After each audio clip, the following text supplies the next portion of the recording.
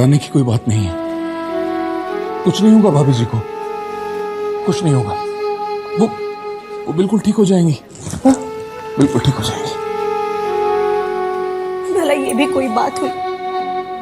मैंने आज तक भाभी जी से एक बात भी नहीं छिपाई है, और इतनी बड़ी बात उन्होंने मुझसे छुपा कर रखी।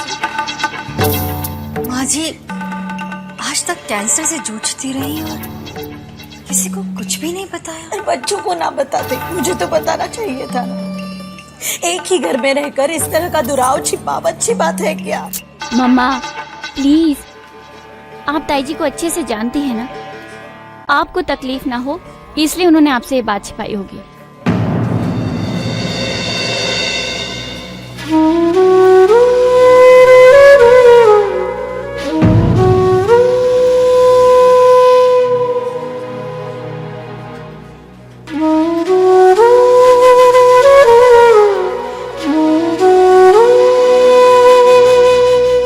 मुझे बताया क्यों नहीं बाबूजी? माँ इतनी बीमार थी और आप दोनों अकेले सारा दुख सहते रहे। क्या आपकी बेटी इस लायक भी नहीं थी कि आपका दुख बांट पाती? देख बेटा,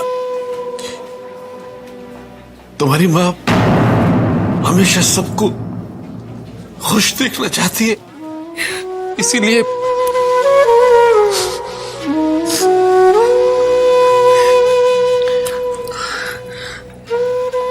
आप लोगों को कब पता चला भाऊजी कि माँ को? 3 महीने पहले। पर भाऊजी आजकल तो कैंसर का इलाज हो जाता है ना? नहीं बेटा, तेरी माँ को मालूम है कि उसके पास ज्यादा समय नहीं है।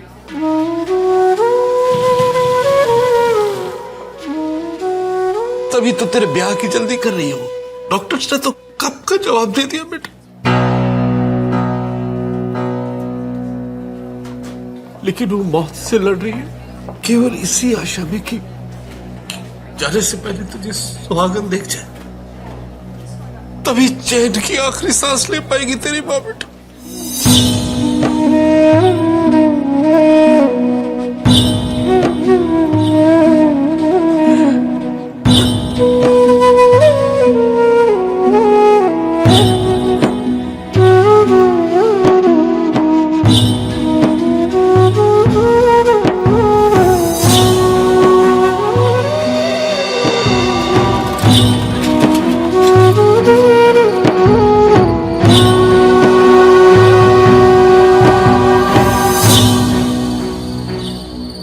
अब आ रहा है तू सब्जी लेकर? जब सब खा पी चुके, कहाँ था इतनी देर? हाँ वो मैं अस्पताल चला गया था।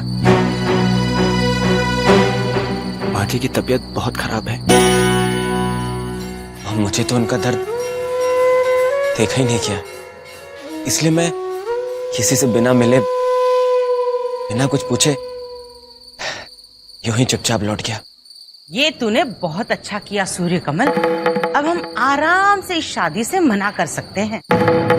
माँ, मेरा मतलब है अगर लड़की की माँ बीमार है तो ऐसे में शादी की बात कौन करेगा भला? बेचारी स्नेहलता बहन, ऐसा कष्ट देने वाले देह को त्याग ही दे तो अच्छा है। माँ ऐसा मत कहिए माँ, आपको तो उनकी लंबी उम्र की प्रार्थना करनी चाहिए। कहते हैं सच्चे दिल से की गई प्रार्थना वो जरूर सुनता है, वो जरूर सुनता है।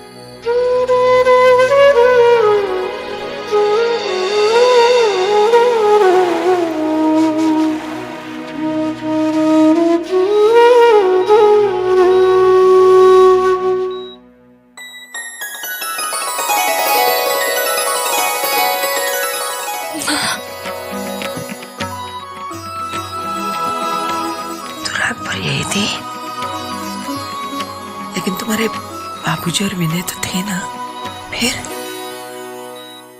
अब आपको कैसा लग रहा है माँ? सच ना माँ? पता है कल तो आपने सबको डरा ही दिया था। इतने दिनों तक अकेले चुपचाप सब कुछ सहती रही आप। मुझे भी कुछ नहीं बताया आपने। क्यों माँ? माँ इतनी स्वार्थी क्यों होती है? बेटियों का तो सारा दुख, दर्द, तकलीफ सब छीन लेती है और खुद अपना छोटा सा दुख भी नहीं बांटती, सब अपने अंदर समेट लेती है। माँ, अगर आपको कुछ हो जाता तो? ऐसे कैसे कुछ हो जाता पगली? मेरे कान्हा जी है ना, तेरा कन्यादान करने से पहले वो थोड़ी ना मुझे कुछ होने देंगे। इतने निष्ठुर नहीं है वो, जो तेरा हाथ सूर्य कमल जी के हाथ में देने का मेरा ये आखिरी सपना भी पूरा नहीं होने देंगे। अब तो बता बेटी, सूर्य कमल जी से शादी करके तो मेरा ये सपना पूरा करेगी ना? आप बस जल्दी से अच्छे हो जाओ, जैसा आप चाहोगे वैसे ही होगा।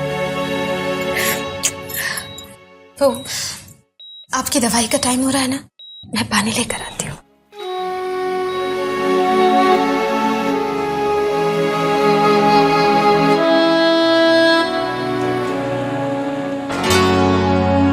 क्या आप मुझे बता पाएंगे कि वार्ड नंबर 303 कहाँ पे है? हाँ, वो उस तरफ। अच्छा, धन्यवाद।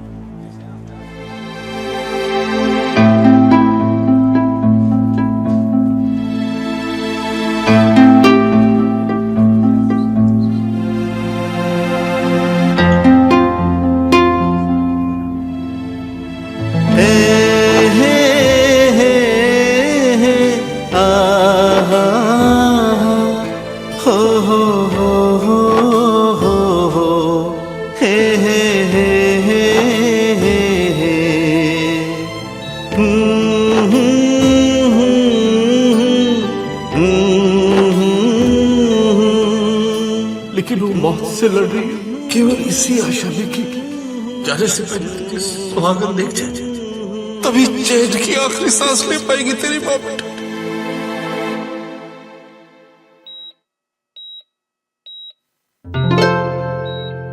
चुप चुप कर क्या देख रहे हो?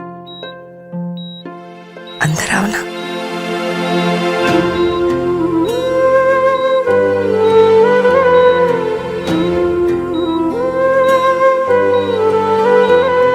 रामा जी, बैठो।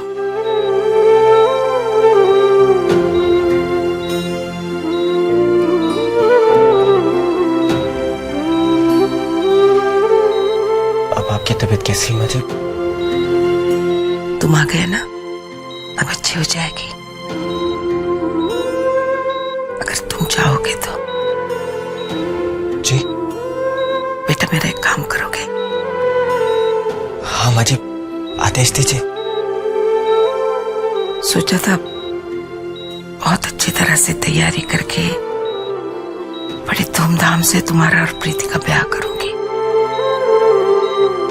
पर लगता है कि अब इतना समय मेरे पास शायद बचा नहीं है। तो चाहती हूँ कि तुम दोनों का ब्याह जल्द से जल्द हो जाए।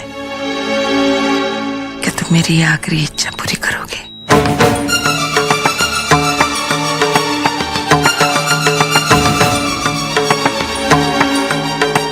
क्या तुम मेरी ये आखिरी इच्छा पूरी करोगे?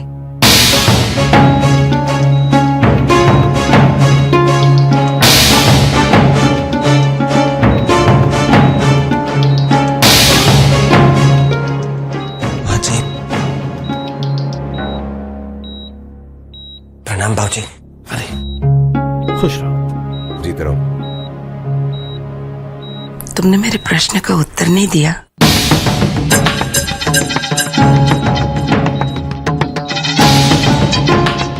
जैसा आप ठीक समझे माँ जी। आपकी आज्ञा का पालन करना मेरा धर्म है।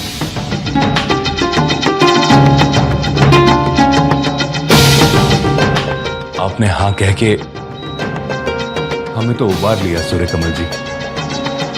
बाबूजी, आपका बहुत बहुत धन्यवाद।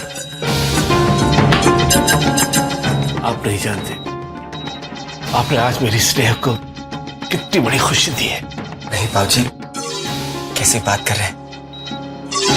धन्यवाद देकर आप मुझे लज्जित कर रहे हैं। फिर ठीक है, अगले हफ्ते एक अच्छा मुहूर्त है, उसी दिन ब्याह की तारीख तय कर ले।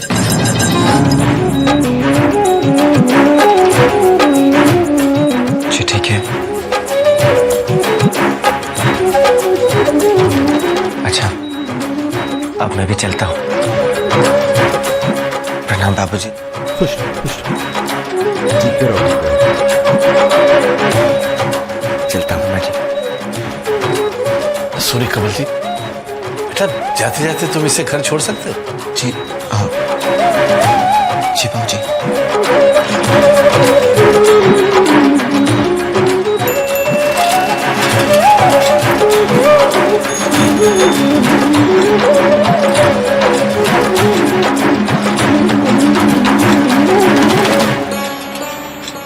आप आराम से बैठ जाइए।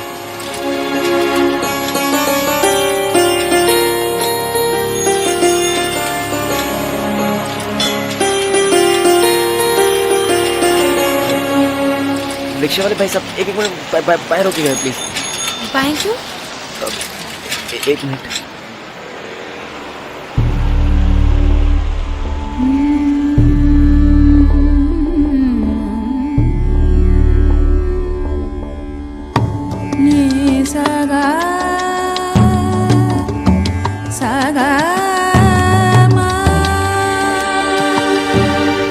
माफ कीजिएगा, वो कारपेंटर को घर आने को कहना था। अलमारी ठीक से बंद नहीं होती है ना। आज तक मैं अकेला रह रहा था तो ठीक था। अब हमारी शादी होने वाली है तो आप मेरे घर आएंगे तो इसलिए। भैया आप चलिए ना, वैसे ही बहुत देर हो रही है। भैया चलिए। हाँ हाँ चलिए भैया।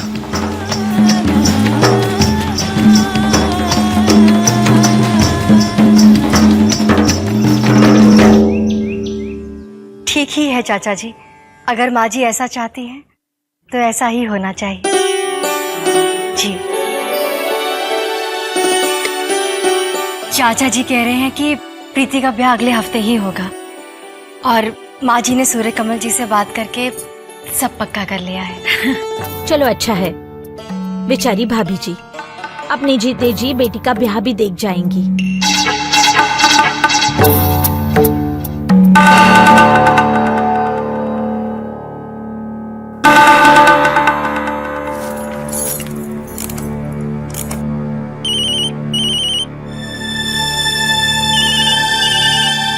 हेलो जी मैं बोल रही हूँ जी। वो प्रीति का ब्याह अगले हफ्ते हो रहा है। हाँ क्यों? अब देखिए, आप मेरी बात सुनकर भड़कना मत। पहले मेरी बात शांति से सुनो, सोचो और फिर जवाब दो। वो मैं सोच रही थी कि प्रीति के ब्याह के दिन ही अगर हम सुमी का ब्याह भी करवा दे तो। कैसी बातें कर रही हो सरोज? ऐसा कैसे हो सकता है इतनी जल्दी? क्यों नहीं हो सकता? सुमी के लिए भी तो वर मिला मिलाया है। जरा सोचिए, दोनों बहनें अगर एक ही दिन इस घर से विदा होंगी तो भाभी जी कितनी खुश हो जाएंगी, क्योंकि उनके लिए तो जैसी उनकी प्रीति वैसी मेरी सुमी। हाँ वो तो ठीक है, लेकिन अब लेकिन करके शुभ काम में रुकावट मत डालिए जी। मैं तो ये सब कुछ भाभी जी के लिए कर रही हूँ, वरना मुझे क्या जल्दी है। अब सुनिए, अस्पताल से आते वक्त ऋषि के घर हो आइएगा, और हाँ बात पक्की करके ही आना जी, ठीक है? राधे राधे राधे, अपनी मर्जी से अपने ब्याह के लिए हाँ कराया। अरे कई बार समझाया कि दुनिया की आखिरी लड़की थोड़ी है कि यहाँ ब्याह न हुआ तो कहीं न होगा, पर नहीं, न जाने ब्याह की ऐसी क्या जल्दी पड़ गई इसे। नहीं माँ, मुझे मेरे ब्याह की कोई जल्दी नहीं है। पर आप भी बताइए, मैं माँ जी की ऐसी हालत में उनको उनका आग्रह कैसे टाल सकता था? अरे वाह, सास की आग्रह आग्रह है और माँ की मर्जी की कोई पूछ ही नहीं। सोचा था तेरे ब्याह में जो दहेज आएगा वो ही सजनी को दे दूंगी, पर नहीं, तूने तो सजनी के ब्याह की कोई संभावना ही नहीं छोड़ी। बस करो अम्मा, बस करो। जब देखो भैया की खुशियों में मेरी ब्याह की बात ले आती हो। चुप कर, जब देखो बड़ों के बीच बोलती रहती है। ऐसे ही पटर पटर जबान चलती रही तो ससुराल में हमारी नाक कटवाएगी। जा अंदर, जाके सबके बिस्तर तय कर दे। अरे जा।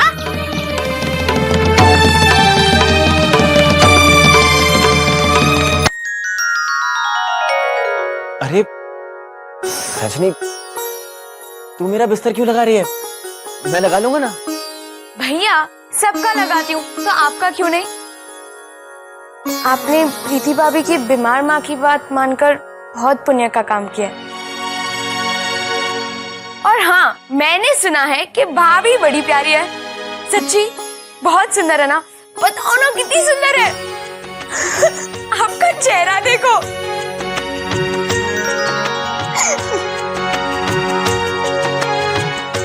लेकिन सजनी, पता नहीं मैं माँ का विश्वास कब तक जीत पाऊंगा। लेकिन तुझे तो अपने भाई पर भरोसा है ना? देखना, मैं तेरी खुशियों के लिए सब कुछ करूंगा। देखना, मैं तेरे लिए बहुत अच्छा लड़का ढूंढ के लाऊंगा। कान्हा जी की सौगंध। मुझे पता है भैया, क्या मैं अपने प्यारे भैया को इतना सा भी नहीं जानती? मेरी प्यारी बहना। अरे आ गए आप। लीजिए शरबत पीजिए, आपका मनपसंद शरबत है ये, केसर वाला। लीजिए। अरे वाह, आज आते ही शरबत। और अगर मैं ये कहूं कि मैं अस्पताल से सीधा घर आ रहा हूं तो? क्या आप रायचंद जी के यहाँ गए ही नहीं? अगर गया नहीं इसका मतलब शरबत भी नहीं मिलन होगी। गया था। सचमुच? क्या कहा रायचंद जी ने? उन्होंने कहा ठीक है, सुम्मी और ऋषि की शादी भी अगले हफ्ते ही करवा देंगे। सच्ची? बंसी वाले, तुमने मेरी बात सुन ली।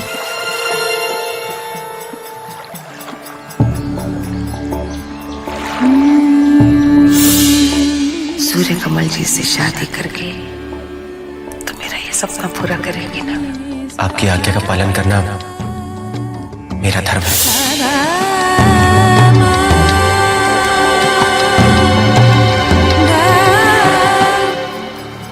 सुमी, प्रीति, बताओ तो मेरे हाथ में क्या है? ये देखो प्रीति, तुम्हें जो पसंद हो वो तुम रख लो, दूसरा वाला सुमी रख लेगी। लो। ले सुन, मैं क्या करूंगी? दोनों इसी को दे दो, शादी तो इसी की। शादी दोनों की हो रही है।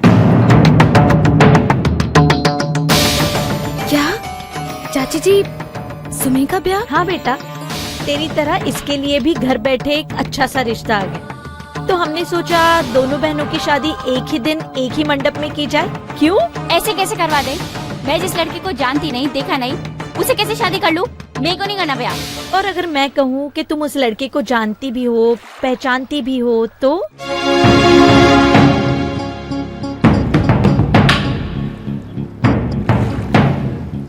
कौन है? ऋषि।